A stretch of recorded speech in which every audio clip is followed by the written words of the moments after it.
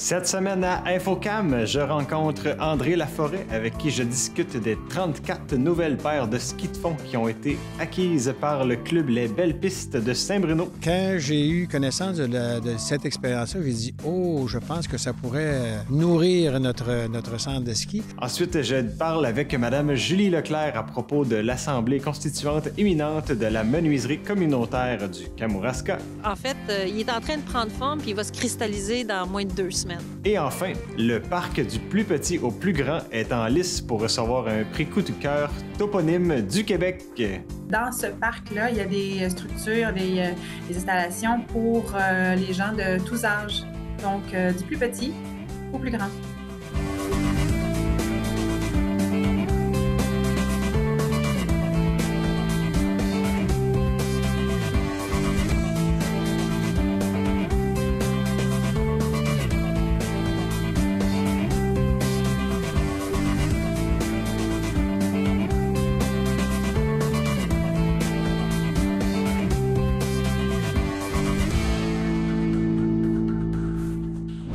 Mesdames et messieurs, bienvenue à Infocam. Mon nom est Guillaume Pigeon et voici l'actualité de la région du Kamouraska pour cette semaine. En premier lieu, nous allons aller à la rencontre de M. André Laforêt. Celui-ci est bénévole pour le club Les Belles Pistes du Rocher-Blanc à Saint-Bruno de Kamouraska. De par son implication dans le club, il a permis l'acquisition de 34 paires de skis de fond en collaboration avec la Petite XP, qui est une branche du Grand Défi Pierre Lavoie. Écoutons l'entrevue. Bien, Monsieur Laforêt, merci d'être ici avec moi à Saint-Bruno. J'aimerais savoir, là, il y a eu une belle acquisition de 34 paires de skis de fond. J'aimerais que tu nous mettes en contexte un peu avec c'est quoi qui est derrière tout ça, cette belle acquisition-là. Oui, en fait, c'est un projet que j'ai bercé depuis l'hiver 2022, que j'ai eu à aller à une municipalité voisine d'ici qui était équipée de ce même système-là et que je me suis dit, et ici, à Saint-Bruno, on était constamment sollicité pour savoir si on avait des skis de louer, si on avait des skis disponibles et tout ça, et on n'en avait pas.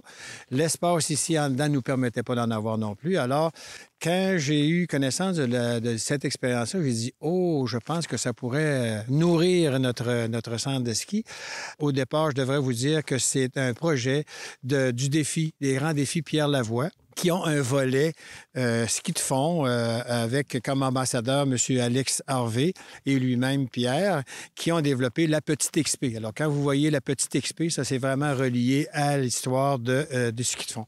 Alors, pour inciter les jeunes à faire du ski et à faire des exercices à l'extérieur l'hiver. Donc, à partir de ce principe-là, je me suis dit, bon, OK, je suis allé fouiner un petit peu sur le site. Et là, bien, il y avait des permissions à demander. Alors, j'ai contacté M. Yvan Dionne, ici, qui est président du club de motoneige. Alors, oui, Yvan a accepté d'emblée d'ouvrir les portes parce que de toute façon, au départ, nous, les enfants, c'était gratuit, donc c'était uniquement un ajustement d'âge. Alors, ça partait bien. Je me suis dit, dans le volet, il faut avoir une application scolaire. Donc, je contacte Mme Chantal, la directrice des écoles de Saint-Bruno, Saint-Pascal et Kamouraska. Et je contacte aussi les profs d'éducation physique de ces écoles-là pour connaître leur intérêt de vivre ce projet-là parce que, justement, on devait inciter les écoles à venir participer à ces activités-là, et bon, etc.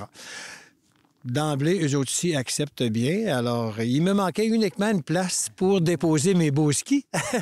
Alors, j'ai contacté Richard Caron de Saint-Bruno, le maire de Saint-Bruno, à l'époque. Et puis, je lui ai demandé si le principe d'installer les skis à l'intérieur de la cabane de patinoire, là où il y a une permanence dans les jours de semaine et fin de semaine, ce qui assurait, moi, une présence sur place pour faire la location ou le prêt des skis, en fait.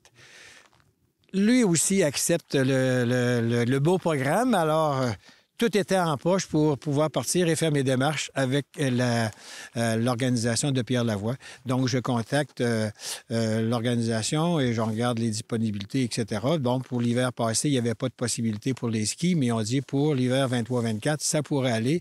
Donc, on signe un contrat mars 23. Les 3 organismes avec le Pierre Lavoie, on signe un contrat comme de quoi on embarquait dans cette belle histoire. Y Il y avait une belle concordance d'événements. Là, c'est le fun. Ça s'est tout agencé, on dirait, facilement. Est-ce que je me trompe? Bien, effectivement, que les gens sont réceptifs. Si je prends comme la commission scolaire, il était en processus d'acquisition de ski de fond. Donc, ça rentrait bien dans... ça les empêchait de mettre des sous dans ça. Saint-Bruno, le village Saint-Bruno, bien, eux autres aussi, ça rentrait un petit peu dans la fourniture de biens à sa population. Et l'environnement, je tiens à spécifier que ces skis-là sont pour l'environ, là, les environs, là, Saint-Pascal, Kamouraska, partout, et même vous avez de la visite à la maison, tu as des ados, tu as des jeunes qui veulent venir faire du ski. On va à Saint-Bruno chercher des skis, on vient ici faire du ski et tu les as pour la fin de semaine si tu en as besoin pour la fin de semaine. Alors oui, au niveau des prêts, on pourrait y revenir tantôt, mais c'est pas tout le monde. C'était justement ma prochaine question. Là. C'était pour qui? Mais là, on vient de comprendre, c'est pour la région et même au-delà si quelqu'un est en visite. Oui, c'est ça. Ouais. C'est vraiment, ça veut couvrir une bonne partie. Il ne faut pas se gêner pour aller les emprunter. Ce qu'on demande, c'est bien sûr de leur faire attention. Vous allez voir, c'est un équipement de Rossignol. C'est une commandite, je pense, de Rossignol et des Caisses des Jardins qui ont embarqué avec l'organisation Pierre Lavoie pour fournir ces skis-là. Alors, ski, bottes, bâton. Alors, tout est disponible pour l'ensemble des jeunes de 14 ans et moins. Si je peux me permettre une parenthèse, pourquoi 14 ans et moins, puis des fois on voit 12 ans et moins, c'est que les organismes, les partenaires qui ont reçu leur ski dans les années précédentes de 23-24, eux autres, ils n'ont pas les grandeurs de ski pour adolescents. Okay. Et dans les derniers contacts que j'avais faits avec l'organisation Pierre Lavoie, ils autres, ils voulaient agrandir le niveau d'âge et se rendre jusqu'à 14. Donc, ça sous-entendait d'envoyer des grandeurs de ski pour ados. Donc, nous, on est équipés pour 14 ans et moins. Alors, tous les enfants de 14 ans et moins de la région sont invités d'aller avec leurs parents chercher les skis et pouvoir en bénéficier toute la fin de semaine. Ouais, ben c'est un beau cadeau si on est chanceux. Merci. Oui. Puis, j'aimerais ça savoir, la petite XP, grosso modo, comment vous décririez ça, la petite XP? Qu'est-ce que c'est? Puis à qui ça s'adresse? Est-ce que c'est uniquement le milieu scolaire ou c'est plus large que ça? Bon, la Petite XP, c'est vraiment un volet, comme je disais tantôt, qui a été proposé par Pierre Lavoie et Alex Harvey pour promouvoir les activités physiques l'hiver à l'extérieur. Et de là, c'est offert. La CEPAC a embarqué dans je me souviens plus le nombre de CEPAC au Québec qui offre ce service-là aussi. Et donc, il y a un engouement qui s'est fait autour de ça. Même dans les premiers à promouvoir l'activité, il y a eu le club de cyclistes des Canadiens de Montréal qui ont embarqué dans ce processus-là pour justement fournir des sous et tout. Donc, la Petite XP, c'est vraiment relié au monde du ski de fond l'hiver, dont les ambassadeurs sont Alex Harvey et Pierre Lavoie. Merci. Puis en terminant, j'aimerais ça savoir, ici, les heures d'ouverture, ça ressemble à quoi? OK. Alors, nous, ici, pour avoir les services de la cafétéria et du chalet, au service de ski de fond, c'est ouvert de 11 h du dimanche au lundi, mais la semaine, c'est ouvert de 11 h à 4 h. Les fins de semaine, c'est ouvert, bien sûr, dans le jour et le soir.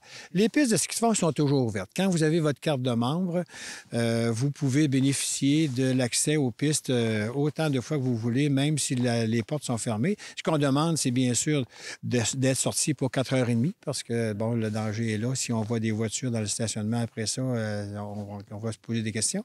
Mais le centre est ouvert tout le temps.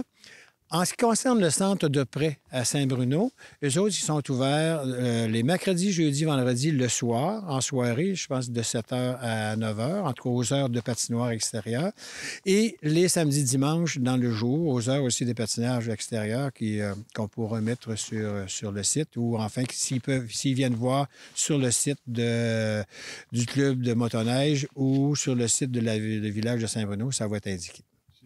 Donc, c'est le processus à suivre là, pour se rendre. C'est facile, juste une petite mention pour se rendre au club de Saint-Bruno. Alors, je pense qu'on se fie sur le dépanneur. On va au dépanneur et l'entrée nord du dépanneur, c'est l'entrée pour se rendre au centre de sport. C'est ça. Merci pour votre temps, M. Laforêt. Ça fait plaisir et on accueille tout le monde et on espère qu'on va passer un bel hiver. La neige est avec nous, est arrivée enfin, alors on espère que ça va continuer. Merci à vous. Merci, André. C'est dans à peine quelques semaines que la menuiserie communautaire du Kamouraska verra le jour. Julie Leclerc, qui est bénévole et également la principale porteuse du projet, m'a rencontré afin de me parler de la vision qu'elle voit pour ce projet et également toute la portée communautaire, sociale et même économique de celui-ci. Voici l'entrevue.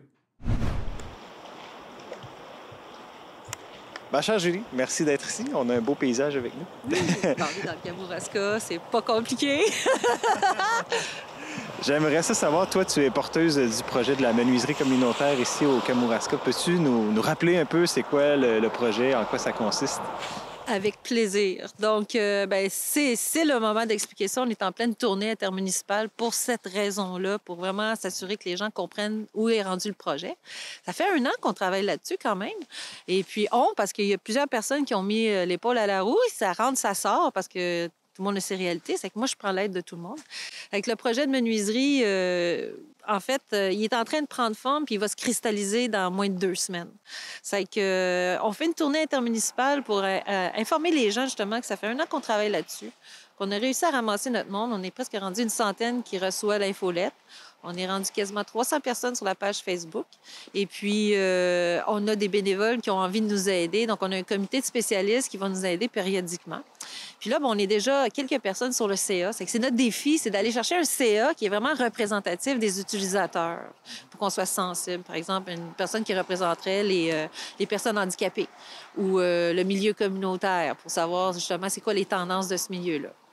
Fait que le projet de menuiserie, c'est un projet qui se veut inclusif, qui va probablement dépasser la discipline du bois. Donc, il va y avoir le bois et d'autres, et d'autres, et d'autres. Et c'est pour ça qu'on vous a invité au Blitz le 3 février.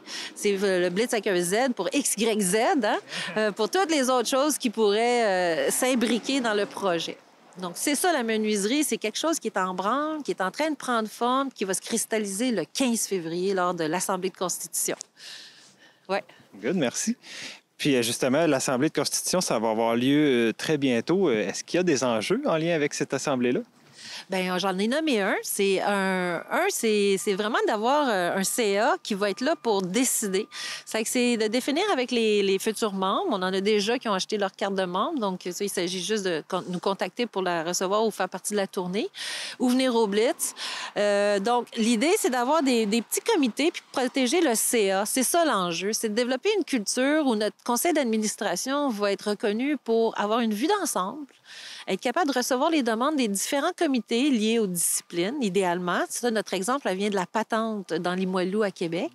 Donc, c'est comme ça qu'ils ont protégé leur CA, parce que c'est très exigeant d'être dans un CA, puis c'est beaucoup de responsabilités.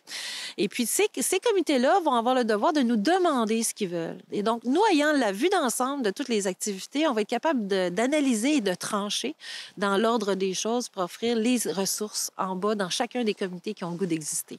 C'est ça l'enjeu principal, c'est la culture de comment on va articuler ces demandes-là, puis comment on va prendre nos décisions. Ouais. Et là, vous avez nommé le Blitz, avec un Z, Blitz.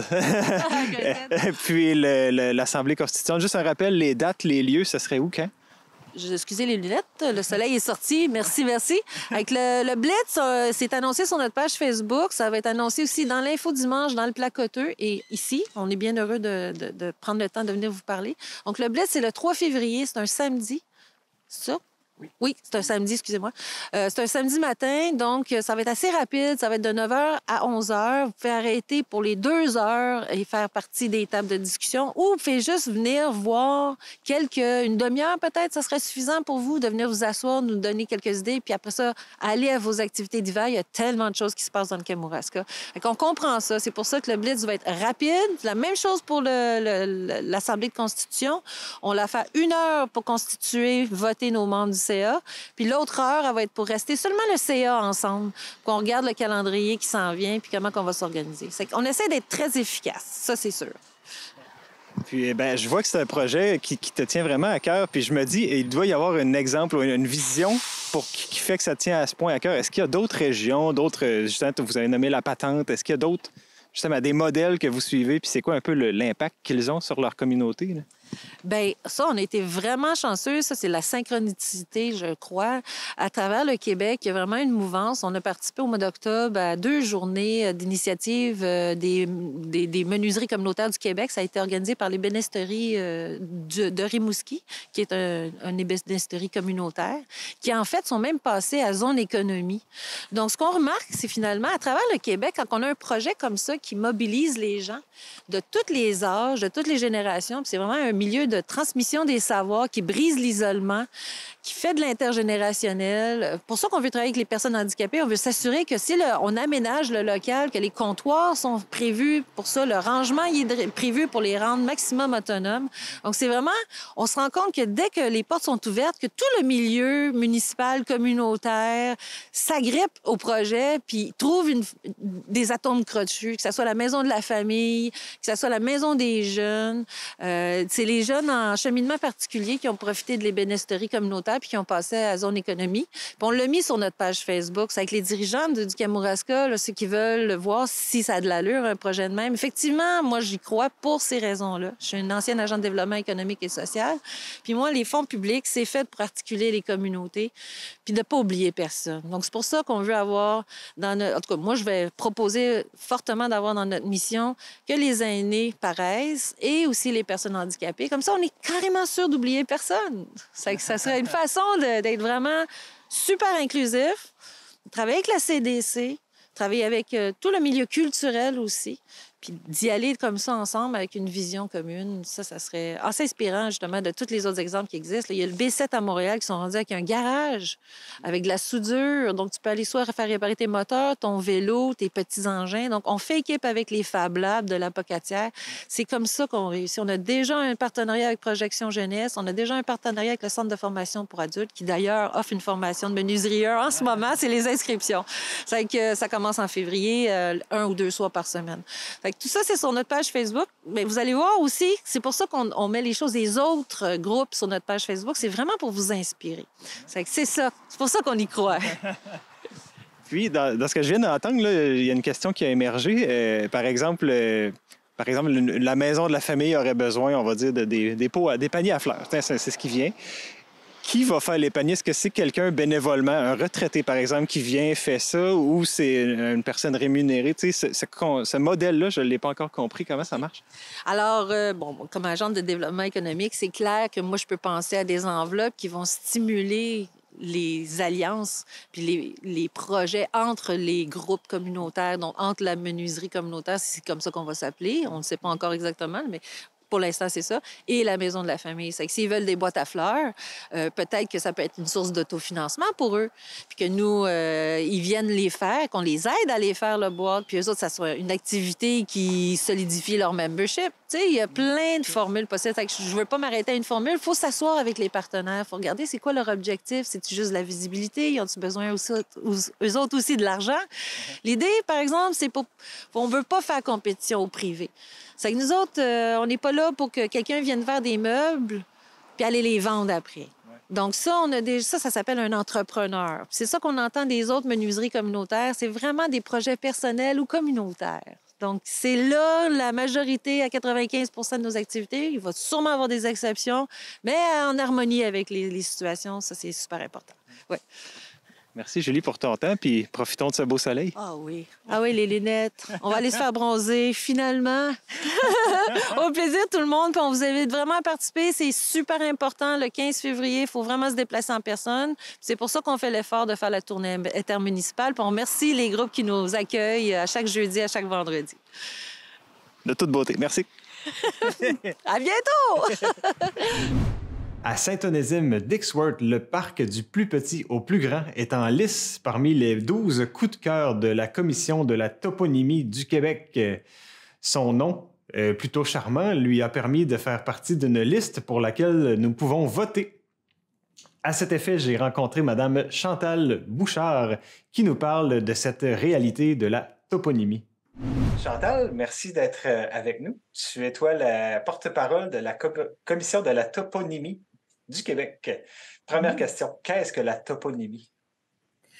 Bien, la Commission de toponymie, ce qu'on fait, c'est officialiser tous les noms de lieux au Québec. Donc, l'année passée, par exemple, c'est 1500 noms de lieux qui ont été officialisés. OK. Quand on dit un nom de lieu, est-ce qu'on parle, tu sais, comme là, je sais qu'il y a des parcs, mais est-ce que ça peut être une rue? Est-ce que ça peut être un quartier? C'est quoi que ça peut être comme possibilité? Les noms de lieux au Québec, c'est une compétence qui est partagée entre nous, la Commission de toponymie, et les municipalités. Les municipalités vont être responsables des rues, des routes, des boulevards, des parcs, des centres communautaires municipaux. Et la commission de toponymie va être responsable des lacs, des rivières, des autoroutes, des montagnes, des édifices gouvernementaux. Quand une municipalité veut nommer une rue ou un parc, elle va décider, elle va décider du nom qu'elle veut donner. Ensuite, elle va nous soumettre à nous, à la commission de toponymie, le nom qu'elle a choisi. Et si elle répond à certains critères, nous, on va l'officialiser. OK. Super. Puis, dans le fond, pourquoi est-ce que nous faisons une entrevue ensemble? C'est quand même important de le mentionner. C'est qu'il y a un concours présentement au niveau provincial et dans la région du Kamouraska, on a un candidat. Un de vos coups de cœur se trouve à Saint-Onésime-Dixworth au Kamouraska. J'ai vu que vous avez 12 coups de cœur. Je me demandais comment est-ce que vous sélectionnez vos coups de cœur parmi les 1500-ish que vous recevez en moyenne. Comment ça se passe, votre sélection? À chaque fois qu'on officialise des toponymes, on va sélectionner parmi les officialisations les toponymes qui vont se démarquer en fonction de certains critères. Par exemple, les toponymes qui vont être originaux, qui vont avoir un lien fort entre le nom et l'endroit qui va être désigné.